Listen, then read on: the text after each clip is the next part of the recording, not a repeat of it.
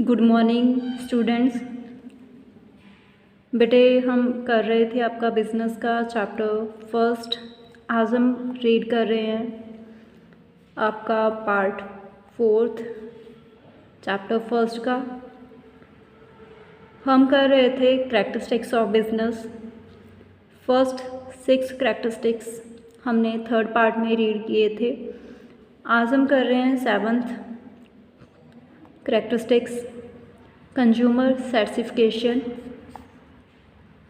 The aim of business should be earning profit, but at the same time that the consumer satisfaction is equally important. जो M है business का, उद्देश्य है वो profit earn करना है, बट साथ ही साथ कंज्यूमर की जो सेटिस्फिकेशन है वो भी उतनी ही इम्पोर्टेंट है जितना कि प्रॉफिट अर्न करना। It is useless to think of profit without consumer satisfaction. Consumer की सेटिस्फिकेशन के बिना प्रॉफिट के बारे में सोचना बेसलेस एक्टिविटी है। Even the expansion of business also depends on it. Business की जो एक्सपेंशन है, बिजनेस की जो डेवलपमेंट है, वो भी कंज्यूमर सेटिस्फिकेशन के ऊपर डिपेंड करती है। Hence, a businessman should make goods and services available according to the taste of the consumers to get success. इसलिए तो जो बिजनेसमैन है वो गुड्स एंड सर्विसेज अवेलेबल करवाता है कंज्यूमर्स को उनकी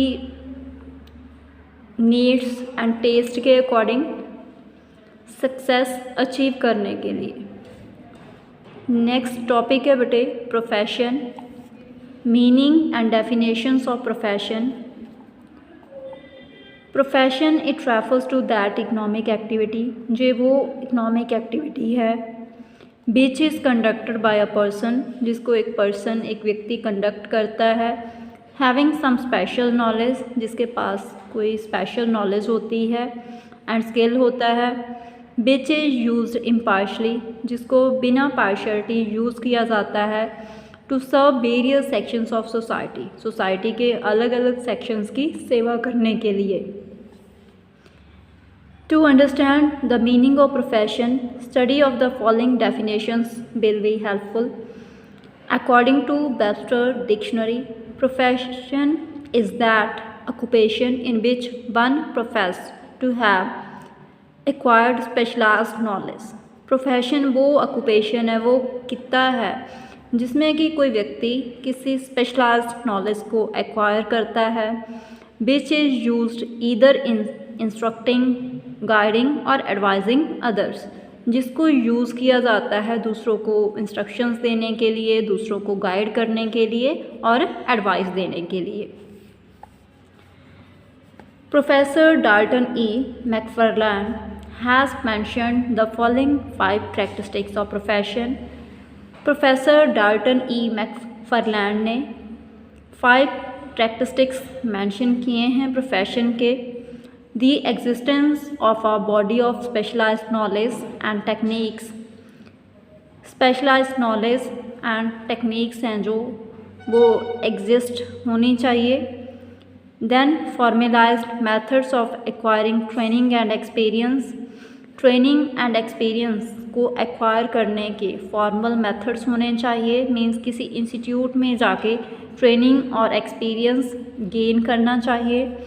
the establishment of representative organisation with professionalism as its goal, कोई प्रोफेशनल ऑर्गेनाइजेशन होनी चाहिए जो उस प्रोफेशन को रिप्रेजेंट करे और प्रोफेशनलिज्म उसका गोल होना चाहिए, उद्देश्य होना चाहिए। The formation of ethical codes for the guidance of conduct, professionals के बिहेवियर को गाइड करने के लिए कोड ऑफ कंडक्ट होने चाहिए। Due regards for the priority of service over the desire of monetary reward, service को पहल देनी चाहिए, मनी को नहीं। मीन्स मनी अर्न करने को बाद में देखना चाहिए।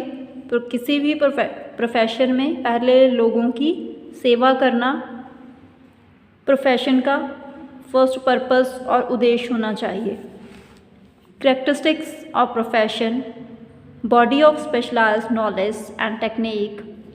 The first important feature of a profession is that a professional should have specialized knowledge and technical skill. जो फर्स्ट इम्पॉर्टेंट फीचर है प्रोफेशन की वो ये है कि जो प्रोफेशनल है उसके पास स्पेशलाइज्ड नॉलेज होनी चाहिए एंड टेक्निकल स्किल होना चाहिए। An ordinary man can not run a profession. एक साधारण व्यक्ति प्रोफेशन को नहीं चला सकता। Therefore the occupation of an ordinary individual can not be called a profession. तो जो कितना होता है किसी साधारण पर्सन का, जैसे कि कोई शॉप चला रहा है कपड़े की, तो उसको हम प्रोफेशन नहीं बोल सकते क्योंकि उसके लिए कोई स्पेशलाइज्ड नॉलेज एंड स्किल की नीड नहीं है। Formalized methods of acquiring training and experience. There should always be a provision for training and experience in a profession. हमेशा ही ट्रेनिंग एंड एक्सपीरियंस की व्यवस्था होती है हर एक प्रोफेशन में। It means only that human activity can be called a profession. सिर्फ उस गतिविधि को प्रोफेशन बोला जाता है। The knowledge of which is imparted by some institution, जिसकी नॉलेज जिसकी जानकारी किसी इंस्टीट्यूशन किसी संस्था के द्वारा दी जाती है। Establishment of representative professional association. The third characteristics of a profession is that it must have a representative professional association. जो थर्ड इम्पोर्टेंट फीचर है प्रोफेशन की वो ये है कि इसकी एक रिप्रेजेंटेटिव प्रोफेशनल एसोसिएशन होनी चाहिए which performs the following important functions, जो कि गिवन महत्वपूर्ण काम करती है। To regulate the behaviour of its members, अपने मेंबर्स के बिहेवियर को रेगुलेट करती है। To create a code of conduct for guiding the activities of the profession, profession की जो गतिविधियां हैं उनको गाइड करने के लिए code of conduct means rules regulations बनाती है। To build up and promote the image of its members as a professional, अपने मेंबर्स की इमेज को एक प्रोफेशनल के तौर पे क्रिएट करती है और उसको प्रमोट करती है। To prescribe minimum qualifications of its members, अपने मेंबर्स की मिनिमम क्वालिफिकेशंस बताती है कि मीन्स वो कितने क्वालिफाइड होने चाहिए किसी स्पेसिफिक प्रोफेशन में एंटर करने के लिए। जैसे कि एक डॉक्टर MBBS होना चाहिए, एक लॉयर LLM LLB होना चाहिए। To regulate entry to profession, किसी भी प्रोफेशन में एंट्री को रेगुलेट करते हैं। In India representative professional associations with regard to some professions have already been established. India में कुछ रिप्रेजेंटेटिव प्रोफेशनल एसोसिएशंस कुछ प्रोफेशन से संबंधित ऑलरेडी एस्टैब्लिश हो चुके हैं। There are representative professional associations, कुछ रिप्रेजेंटेटिव प्रोफेशनल एसोसिएशंस हैं जैसे कि Bar Council of India for lawyers, lawyers के लिए Bar Council of India, medical council of India for doctors, doctors के लिए medical council of India, institute of chartered accountants for chartered accountants, chartered accountants के लिए institute of chartered accountants. Code of conduct, members of a profession are bound to follow a code of conduct, किसी भी profession के जो members होते हैं उनके लिए ज़रूरी होता है कोड ऑफ कंडक्ट को फॉलो करना, मीन्स कुछ रूल्स रेगुलेशंस को फॉलो करना उस प्रोफेशन के। The code of conduct includes rules, code of conduct में रूल्स इंक्लूड होते हैं कनेक्टेड विद द प्रोफेशन, जो कि प्रोफेशन से कनेक्टेड होते हैं। These rules highlight the value of honesty, ये रूल्स हाईलाइट करते हैं ईमानदारी की वैल्यू को, इंटीग्रिटी एंड मोरालिटी की वैल्यू को। The code of conduct with respect to the professions like law, medical and chartered accountant etc. have already been prescribed. जो code of conduct हैं प्रोफेशन जैसे कि law, medical and chartered accountant से related वो already prescribe किए जा चुके हैं। Priority of service over economic consideration, like all other business activities, बाकी बिजनेस एक्टिविटीज़ की तरह adopting a profession is also a means of earning money.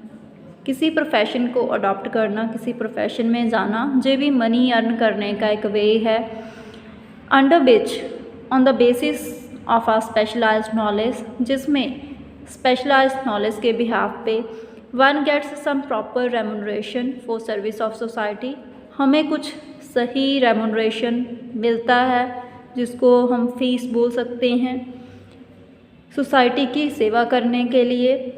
That is by professionals are respected in society. यही कारण है कि जो professionals हैं उसकी सोसाइटी में रिस्पेक्ट होती है।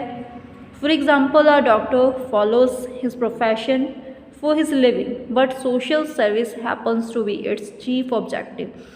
एग्ज़ाम्पल के तौर पे एक डॉक्टर अपने प्रोफेशन को फॉलो करता है अपनी लिविंग के लिए, मतलब मनी अर्न करने के लिए, जिससे कि वो अपनी नीड्स को पूरा कर पाए, बट सोसाइटी की सेवा करना उसका मेन जो चीफ ऑब्जेक्टिव है।